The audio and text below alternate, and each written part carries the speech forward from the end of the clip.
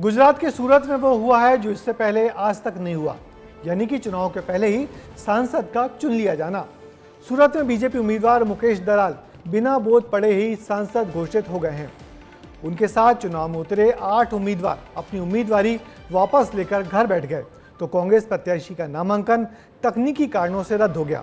सुनने में सामान्य से लगने वाली इस बात और इस कवायद के पीछे जो खेला हुआ है उससे विपक्ष भौचक्का है, तो बीजेपी के लोग भी हैरान और परेशान। देखिए रिपोर्ट।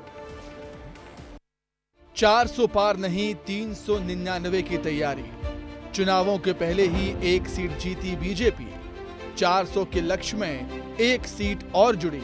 बीजेपी ने अब की बार 400 पार का लक्ष्य रखा था, लेकिन चुनाव होने के पहले ही ये लक्ष्य 399 पर पहुंच गया है। यानी एक सीट अब बीजेपी को जीतने की जरूरत नहीं है। दरअसल गुजरात की सूरत लोकसभा सीट से बीजेपी प्रत्याशी मुकेश दलाल निर्विरोध निर्वाचित हो गए हैं। मुझे निर्विवादित विजय घोषित किया गया है, तो गुजरात में और देश में पहला कमल खिला है, और ये मैं कमल आदरणीय वडाप्रधान श्री नरेंद्र भाई मोदी साहब के चरण कमलों में अर्पण करता हूँ। मुकेश दलाल की हुई इस जीत को कांग्रेसी तानाशाही बता रहे हैं।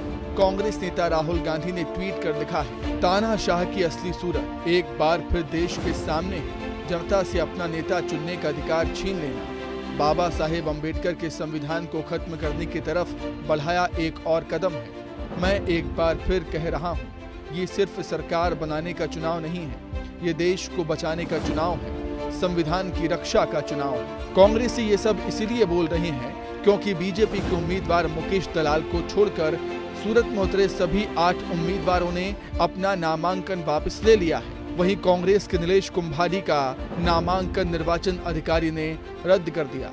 गुजरात की सभी 26 सीटों पर चुनाव 7 मई को होना था, मगर अब 25 सीटों पर ही चुनाव होने हैं।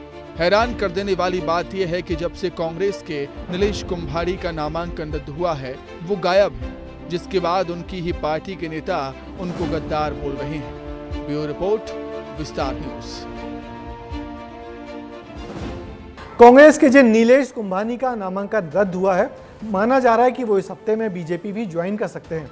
वैसे मुझे इस घटना पर अमेरिकी राष्ट्रपति रूजवेल्ट याद आते हैं, जिन्होंने कहा था कि राजनीति में कुछ भी अचानक यूं ही नहीं होता।